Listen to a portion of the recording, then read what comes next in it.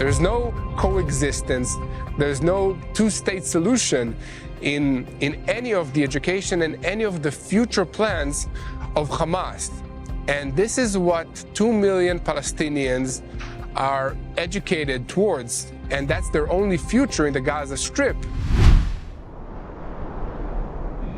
The Bible describes the Philistines as ancient Israel's most bitter enemies. But did you know that the Philistines were based in Gaza? For thousands of years, the tiny strip along the Mediterranean coast has been a chaotic place. But in the wake of the October 7th massacre, it's clear that the status quo there, with a population brainwashed and radicalized by Hamas, is not acceptable. President Trump recently suggested relocating Gazans to Arab countries like Egypt and Jordan in an effort to rebuild a new Gaza free from terror and tyranny.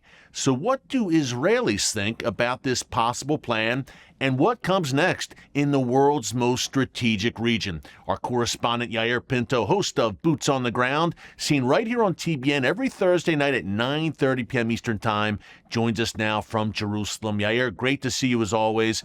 Hey, this Gaza relocation plan floated by President Trump has caused a bit of a stir in the Muslim world. What are they saying about it in Israel? Well, in Israel, they're very positive about this plan. Let me explain the situation. I've been in the Gaza Strip and I've been in Judea and Samaria. And you have generations of kids that are educated to hate Israelis, to hate Jews, to carry out terrorist attacks. In schools, they learn this against IDF soldiers, against the Jewish people. And their end goal is to control all of Israel from the river to the sea. You know, this is not just a slogan. It's basically a call to action to annihilate the people of Israel. There's no coexistence. There's no two-state solution in any of the education and any of the future plans of Hamas. And this is what 2 million Palestinians are educated towards. And that's their only future in the Gaza Strip. And on a practical level, I understand Trump, because the Gaza Strip is in ruins. People don't have homes. They live in tents. They barely have food. And the government is managed by Hamas terrorists that all they care is to use these civilians, the Palestinian people, as human shields in order to carry out more attacks and to, advance the agenda of carrying out the genocide of the people of Israel. So for the Palestinian people, this is a good plan because it gives them hope, a future, a place that does not involve wars, hopefully. And this is what Trump is trying to give these people with this plan. So the people of Israel believe that this is a good option. But of course, the Hamas terrorist group does not want to let any civilians leave their control and their grip. So, and on the other side, Egypt and Jordan and other Arab nations do not want to accept the Palestinians. They didn't want to accept them in the past.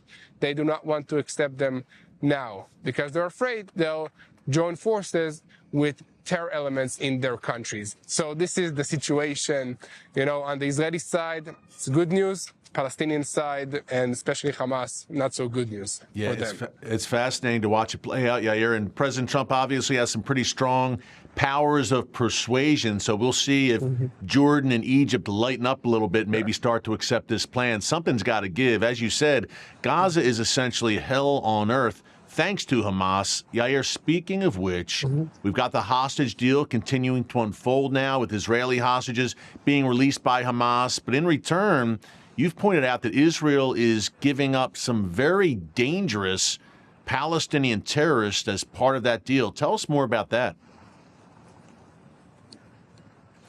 Yeah, I need to explain to everybody that this deal, is bad for Israeli security. It's good because everybody wants to see the Israeli hostages back home, back with their families after 480 days in captivity, in Hamas tunnels. All of us, all the country, and me are excited to see these hostages, these civilians, these girls and men released from the grips of Hamas in the Gaza Strip. But the price that we are paying is very high. Imagine that we are releasing to East Jerusalem, which is where I'm standing right now. Okay, this is East Jerusalem, a Palestinian terrorists convicted of terrorist activities and murders against Israelis. This is the situation. And on the other hand, when they get back to their villages, to their communities, they're not going to start selling falafels, Eric. They are going to carry out terrorist attacks, get back into their business of conducting a war against Israelis, against the IDF, against civilians in this land. This is what they know how to do. And when they are released, the population welcomes them as heroes.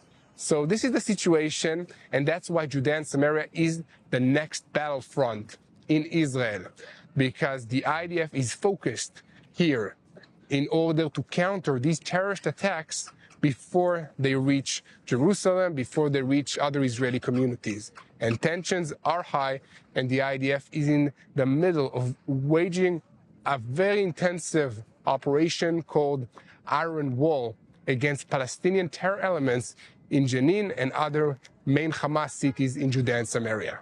Yeah, and Yair, as you said, that's Judea and Samaria. That's the biblical heartland. The world calls it the West Bank. We call it Judea and Samaria because that's what the Bible calls it. You and your team, TBN Israel, have been spending a lot of time there. We'll look forward to more reports from Judea and Samaria with our good friend, TBN Israel correspondent Yair Pinto, host of Boots on the Ground every Thursday night here on TBN. Yair, thank you so much, my friend. God bless. Stay safe. We will see you again soon. Stakelbeck Tonight, my all-new nightly series on current events through a bold biblical lens. Make sure you hit the subscribe button so you never miss an upload and tap the bell icon so you're notified every time a new video is posted. And don't forget to share your thoughts, insights, and comments below. Thanks for watching, and God bless.